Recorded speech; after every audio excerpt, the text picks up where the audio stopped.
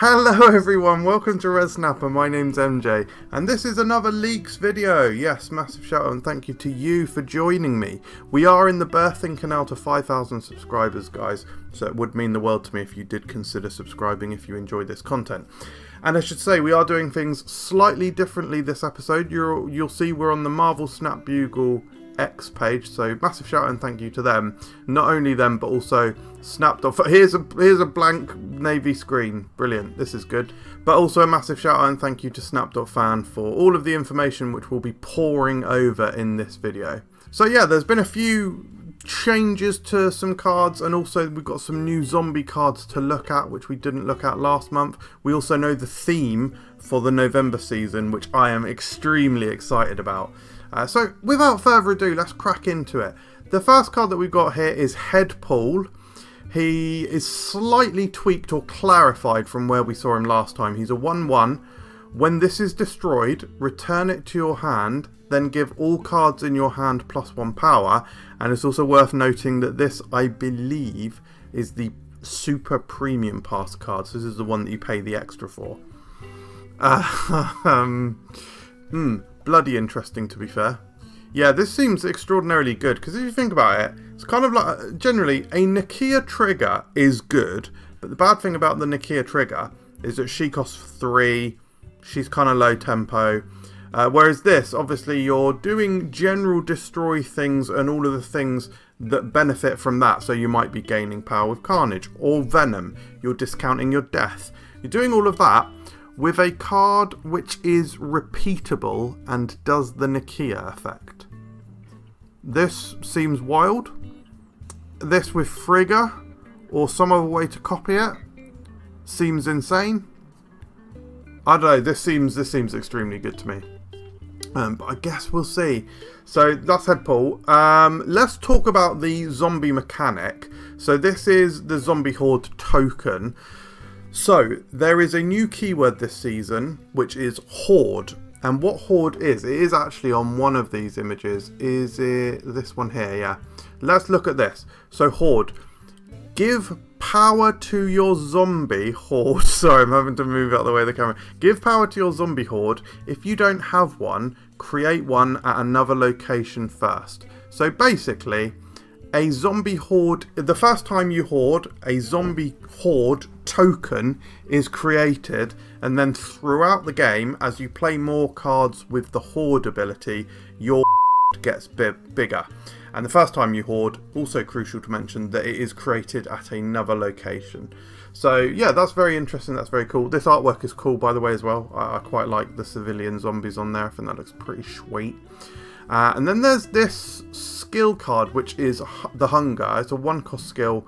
On reveal, Horde +3. So this is, at base level, this is like create a Zombie Horde token and give it +3 power, which is sort of like create a 1/3 at another location, which is kind of interesting. Just this by itself is quite an interesting card. I presume this is a collectible card. I'm not actually 100% certain on that, but yes, that's interesting. Let's have a look at Zombie Captain Marvel. We did look at her last time, and I think she's completely unchanged, but this is now the official artwork. So activate, destroy your, she's a 4/4. Activate, destroy your other cards here to get +3 power for each. Move to a location you're losing. So a lot going on here. Nice destroy synergy. I like the similarity that it has to her original ability as well. That's cool. And I should say, guys, I'm trying to build this. This is an advert. Don't go. This is an advert for me. I'm promoting something, right? So I've got a TikTok, right? Brick Burst. It's my Lego TikTok. But yeah, do have a look. Do check it out. Okay, let's have a look at another new card. This is Zombie Powerman. He's a 2/4. End of turn. If you're winning here, discard the leftmost card from your hand. So very interesting to see another discard the leftmost card from your hand card, as we've just seen one in the form of Redshift. So that's interesting. And this card does seem good to me. I think I'm going to like him with like cards that you want to keep discarding. So I guess like Apocalypse and Scorn. if you can somehow get other cheap discarders or get cards like Collector and Morbius down before you play this guy, that'll be interesting. Yeah, this seems very interesting to me, and it seems very cool. And actually, there's a couple of these zombie cards that have discard synergies. So actually, the interesting thing about this zombie season is we've got the Horde mechanic, we've got a destroy sub-mechanic, and then we've got this discard sub-mechanic. So that all seems really good to me. Let's have a look at another one of those discard ones.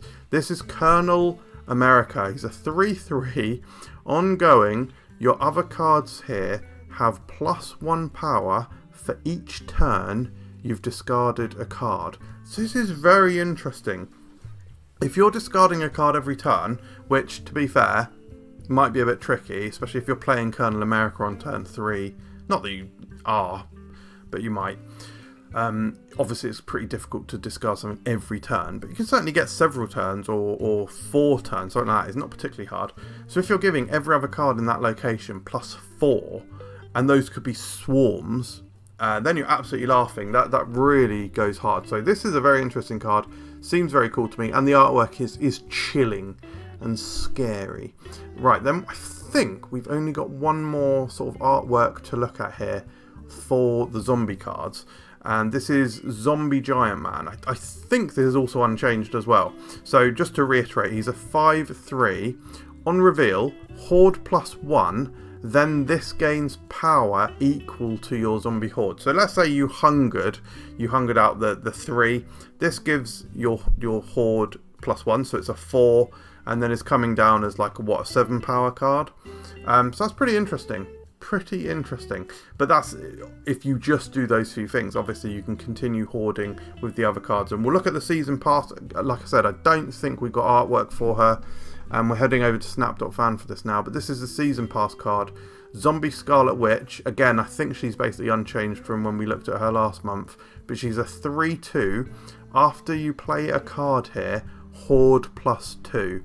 So very powerful scaling. We have seen +2 scaling before. It gets really spicy, and this could fit into like a silky smooth style of deck. So that's interesting. Now, is there actually anything else to look at here in terms of zombie cards? I knew I was bloody forgetting something. This one was posted by OFR on Discord. So this is Zombie Galacti.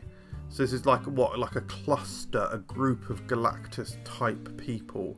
And there are 7/4. Start of game, choose 6 other cards in your deck. On reveal, transform those cards into copies of this. So this is absolutely mad. This card is absolutely epic in my opinion. This is such a cool design. So it's a 7 cost, so immediately you need some way to ramp it out, be that as simple as a Jennifer Kale or a Hope or whatever. So this is like your big play on the final turn. Then the other consideration is, or Mr. Negative, of course. Anyway, then the other consideration is you may want to buff it, because whilst transforming a load of cheap cards, they could be cards like, I'm having trouble thinking, Ironheart and White Tiger, could be that sort of thing, and you transform them into 4-cost cards. Whilst that's pretty cool and pretty interesting, you obviously want to transform them into something that is higher power than that. But yeah, this is fascinating design to me. This is brilliant. This is like a huge epic card. I love this design. Anyway, back to the me, which is on screen. Cheers. Let's just have a quick blaze through this Snap fan page. You're seeing a lot of like faction stuff here, by the way, like Hawkeye Avengers, and there's like web slinger stuff. So we don't know exactly what that is, other than there is a new potential limited time game mode coming called Team Up. So it might have something to do with that, but it certainly looks like we're dealing with some sort of faction-based stuff here. Also, you will have seen, I didn't touch on it, but you will have seen, yeah, a zombie sentry, 3/4 on reveal, Horde +1 for each of your cards at the right location. So yeah, nothing else has really changed from what we looked at last month. But now we will look at.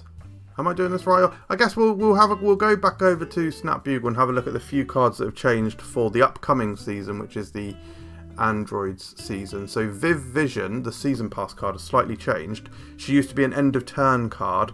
Now she's a start of turn card, which means, I think it basically means, I don't know if it, maths wise, right? If you play her on 3, you get that benefit. 3, 4, 5. Yeah, I can't work it out, to be fair. I don't know. I'm generally too stupid to work out if it's better or worse. But it does have some... It is impacted by the fact that it's now a start of turn... Actually, I should just read it out loud, shouldn't I? She's a 3/3. At the start of each turn, give all cards in your hand +1 power if you're winning here. Otherwise, move this to another location. So she's pretty similar to before, but the main impact is that the state of the board can obviously change between the end of turn and the start of turn. So, for example, end of turn triggers will be taken into effect. Yada, yada, yada.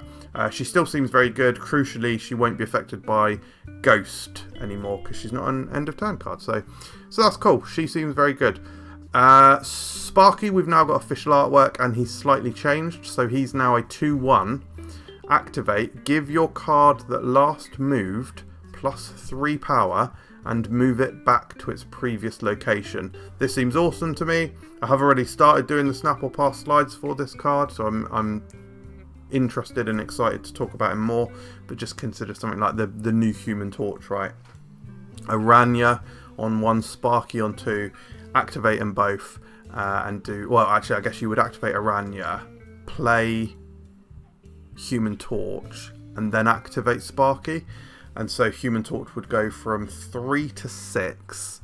6 would then become 9 with the +3 from Sparky, and 9 would become 18.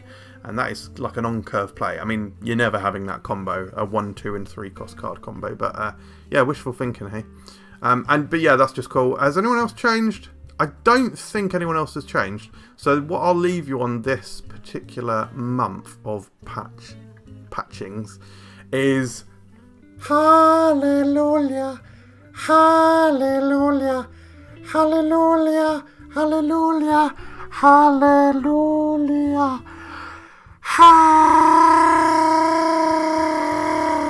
hallelujah. I'm a massive Spider-Man fan. I'm a massive like cheesy villain Spider-Man fan, so I like all my like Z-listers and stuff.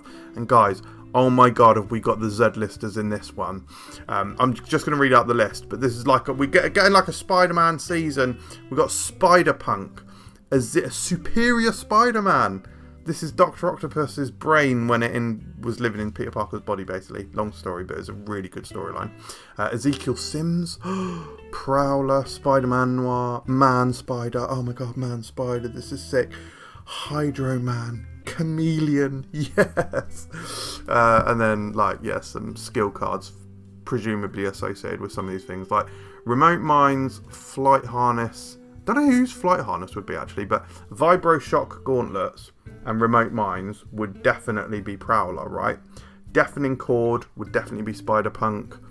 Web Sling, I could possibly see it being either Superior Spider-Man or Spider-Man Noir. Yeah, this season sounds sick. Even though we just got these names, I am already absolutely amped up. So that is it. Thank you very much for watching this video. I hope you enjoyed it. And what do you think of these leaks? Let me know in the comments below, and I'll see you next time. Cheers.